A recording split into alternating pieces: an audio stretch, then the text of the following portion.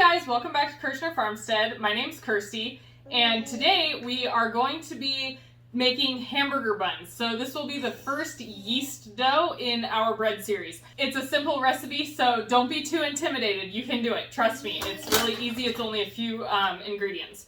Alright, so to get started, with a yeast dough, you pretty much always want to start with warm water in your bowl. So I have 1 cup of lukewarm water here. You don't want it to be over 120 degrees or your yeast will die. And if it's too cold, it'll take longer to activate, so you want it to be warm. That's ideal. So you want to leave the yeast in the warm water for a few minutes to bloom.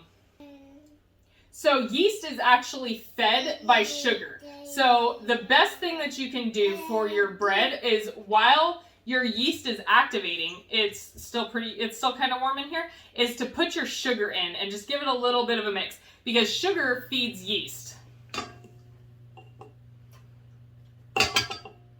Some of it stuck to the bottom of the bowl there. So I'm just going to give it a real quick mix after adding the sugar in. And let it start feeding that yeast. So one thing you never ever want to do is to put your salt directly into your water and yeast mixture. Salt kills yeast, sugar feeds yeast. So remember, don't ever put your salt straight into your yeast when it's blooming. You do not want to do that. It'll kill it. Alright, so now that that has bloomed a little bit, we're going to add in the flour.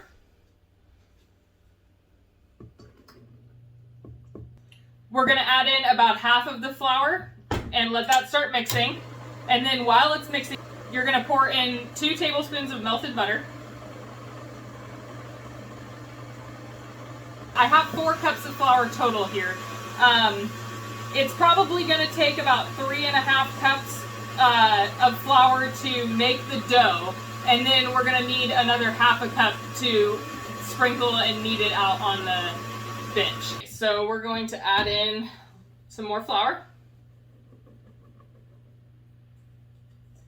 Saving a little bit in the bowl there. So now that you have all of your flour that you're going to be adding in there, you can add your salt in. So I'm going to turn it off for just a second and add in my salt. And I'm going to do 1 teaspoon of Himalayan pink sea salt, but you can use whatever kind of salt that you would like to use. Whatever you have in your cabinet is what works best.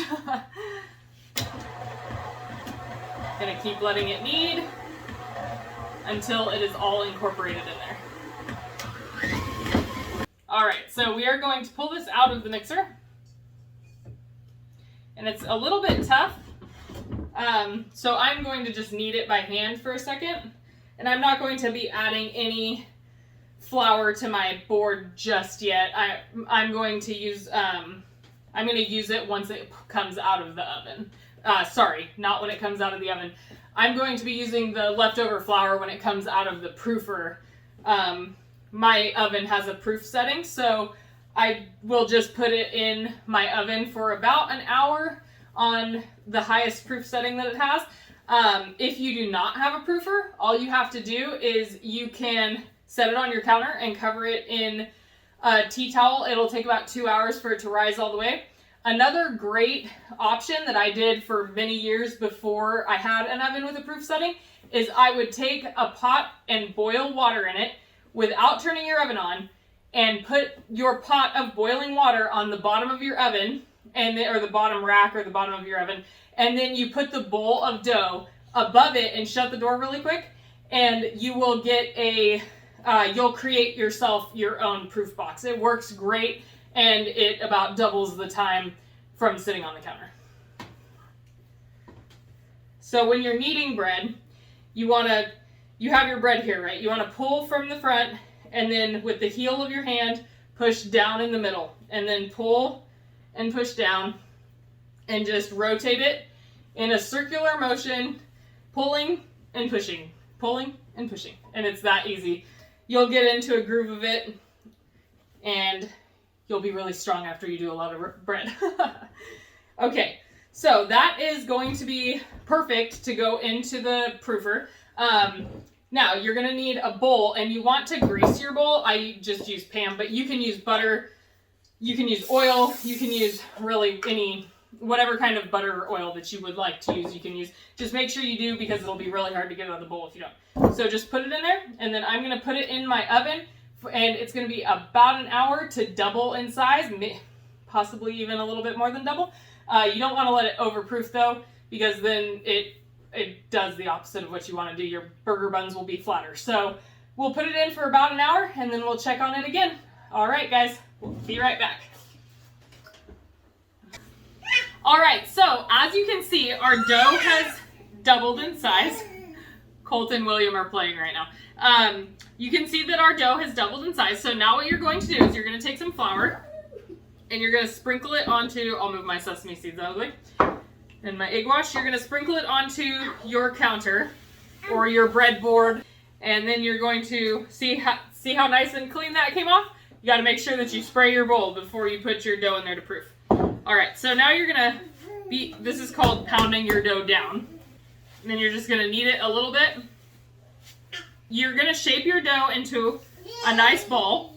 And now you're going to cut it into 8 even pieces. You can't, if you want to get really, precise with it, you can take it and weigh each of your hamburger buns. I'm not super worried about it. If I get a smaller one, I just end up giving it to one of the kids, and it's fine. So I cut mine in half, and then I kind of ball them up a little bit,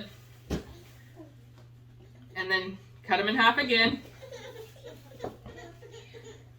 So now you should have 4 pieces, and you're gonna roll each one of those into a little ball. Rough ball. It doesn't have to be like perfect, because you're not shaping them really yet. You're getting them into as even of pieces as possible.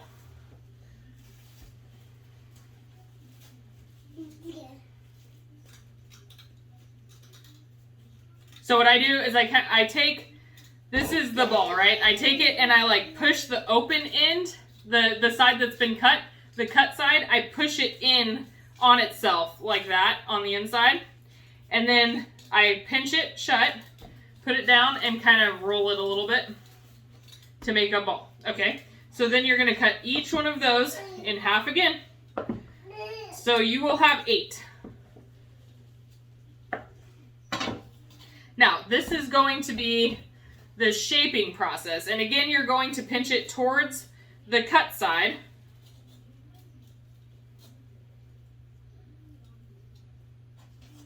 I want to say you don't want to use too much flour on your surface, or your dough will get too dry. So be careful with that. So this is called bouling, what I'm doing right now. What you do is you pinch the bottom of the bread together, and then you put it on a part of your cutting board that really doesn't have any flour on it, so that it can stick just a tiny bit. You don't want it sticky, just to stick a little bit. And you're going to put it down and cup your hand, and you're going to rotate it with pretty much your thumb and your pinky finger. You're going to rotate it and like shape it into a ball as you're rotating it on the counter.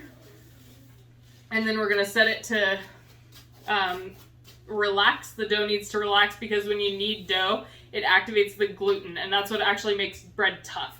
So when you knead it, you have to let it rest for a few minutes after.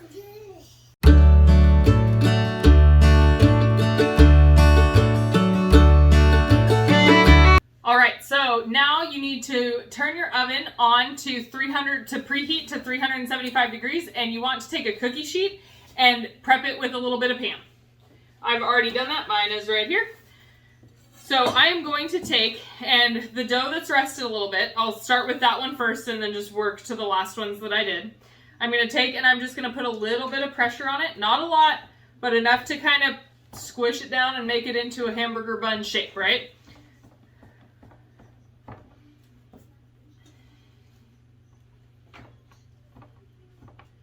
And you can push it down, it'll pop back up a little bit. Just don't like smash it or use a rolling pin or anything like that.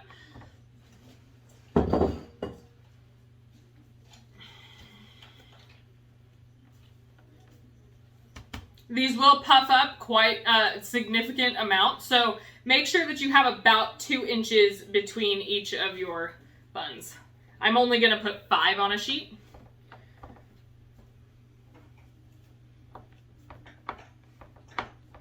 You could even just do 4 on a sheet if you wanted to. But then you're going to take, and you want to get an egg wash. An egg wash is, it's 2 parts egg, 1 part water. So you put a whole egg in. It's about, 1 large egg is about 3 ounces. So you'll want to put about 1.5 ounces of water in there with it, and then just mix it up. I'm using my little brush to mix it up with. And then you want to brush the top with your egg wash. And this is going to, whether you use sesame seeds are totally optional. If you use sesame seeds or not, it'll give your buns a nice sheen to the top. So do use it even if you're not going to put the sesame seeds on.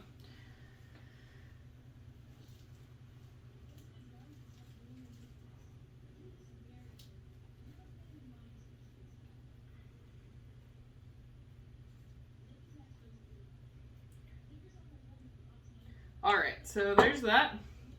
And then I'm going to pour some of my sesame seeds into my hand. Just in case any egg got on my hand, I don't want to be sticking it into the jar of sesame seeds. And then just sprinkle some on the top, however many you would like.